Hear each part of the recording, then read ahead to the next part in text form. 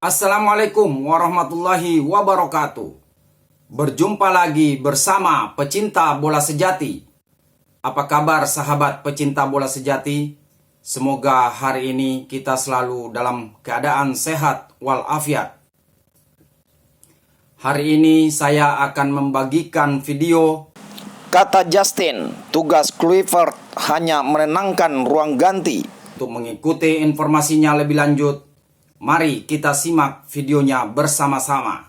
Ngapain tiga tapi nggak bisa apa-apa gitu. Termasuk saya juga dihantam. Jadi tugas Kluivert dan para asistennya adalah memenangkan pertarungan pertama. Paling tidak boleh kalah. Betul. Kira-kira begitu ya? Saya setuju. Harus menang berarti kan? Lebih baik menang. Pertanyaan kedua kan, apakah kita bisa? Pertanyaan ketiga adalah berdasarkan apa kita bisa menang? Iya kan? Iya. Bahrain China 6 poin. Must win game. Karena main di kandang. Oke. Dan kita sudah punya pengalaman. Yang berat ini Australia. Penonton tolong catat kata Iya. Untuk saya, must win game ini. Bahrain China must win game. Yang berat itu di Australia. Karena nggak ada waktu untuk persiapan, latihan dan latihan cuma 3 hari. Jadi gimana caranya Kluivert, gimana itu terserah lu dah. Yang penting kita jangan kalah. Itu betul. Seri atau menang. Nggak main di Eropa. Orang bilang, iya kan kita main di klub kecil. Kan. Contoh It says main di Venezia, rank 19 di Serie A. Kan Venezia klub kecil, coach. Kok bisa loh? Jangan lihat Venezia klub kecil. Yang ada It says tiap minggu bertarung lawan Milan, Bologna, Juve dan lain. Di situ terlihat begitu juga Kelvin Verdong, begitu juga dengan Jenner dan lain-lainnya. Maka pengalaman ini penting. Itu saya yakinnya kita menang lawan Arab. Nah, sekarang apa yang sekarang Australia? Nah, ya itu dia. Pertanyaan sama. Emang berapa pemain Australia yang main di klub Eropa, di Man United, di Liverpool? Nol, nggak ada. Yang ada di Champion Division atau di apa. Artinya nggak jauh beda sama kita. Iya. Dengan pelatih baru, dengan intensi lebih menyerang, harusnya at least kita lebih probabilitas ya. Peluangnya lebih besar. Tapi kan ini kan pertandingan tandang. It doesn't matter. Justru pertandingan tandang kita, dulu saya selalu bilang pertandingan kita itu lebih bagus. Kenapa? Karena Tekanan. bukan, rumput lawan lebih bagus. Ya. Pertanyaan saya, bisakah mereka itu dalam satu tim soliditas pelatih? Ya. Ataukah mungkin ini hanya transisi untuk kemudian nanti menempatkan the next coach itu Pastur misalnya? Ya. Enggak, ini bisa. Kenapa saya yakin bisa? Karena 3 ini ada job desk yang jelas. Tugasnya Kluivert bukan ngurus teknikal, menenangkan ruang ganti, meyakinkan pemain, menyatukan pemain, mengajak para diaspora yang baru yang masih ragu-ragu untuk gabung ke kita agar kita lebih kuat. PR, lebih ke PR.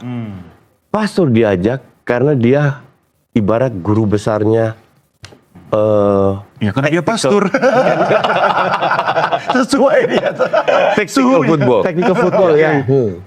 Saya nonton 2 hari yang lalu nonton video tentang Volpedan. Volpedan ini mantan pelatih yang jadi dosennya Pastur pada saat ambil lisensi.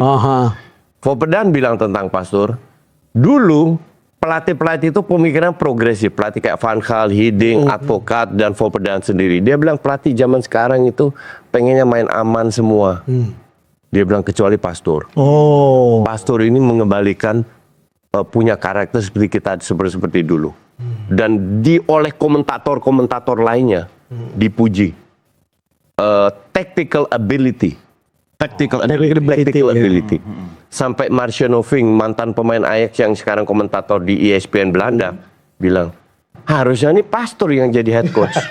Dia bilang begitu. Artinya kalau kita tapi nonton, dia juga bilang, tapi setelah saya pikir ini PR strategi dari PSSI untuk menunjuk Kluivert sebagai seorang yang punya CV sebagai pemain luar biasa yang dikenal di dunia.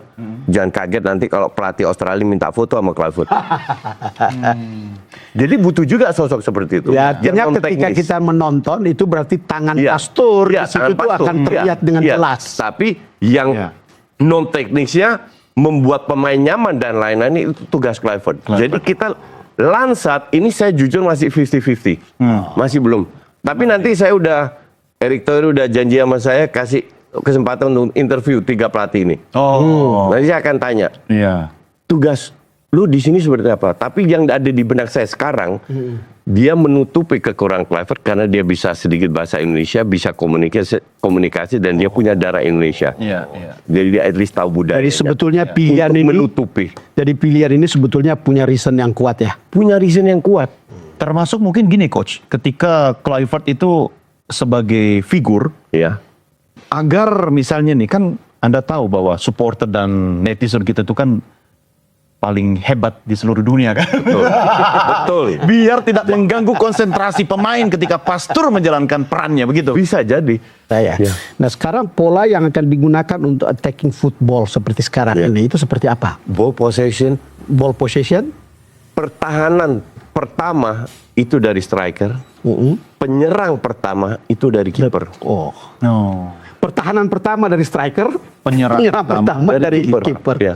Pada saat kita pegang bola, kita nggak akan kebobolan. Simpel kan? Ya. Iya kan? Iya. Artinya kita harus usahakan pegang bola sebanyak mungkin. Kayak Man City, kayak Barcelona. Semua titik harus jadi punya mental striker. Enggak. Semua titik harus punya mental untuk bermain as a kolektif. Grup ya. Grup. Tim. Kenapa? Karena kualitas pemain Eropa kita itu tier 3, tier 4 Eropa. Oh, tier 3, tier 4 Eropa. Bukan tier 1, Bukan tier 1. Pemain kita bukan dari Real Madrid, dari MU, dari Juve, dari apa. Bahkan berapa ada divisi 2. Ya kan? But that's okay. Artinya we will make mistakes.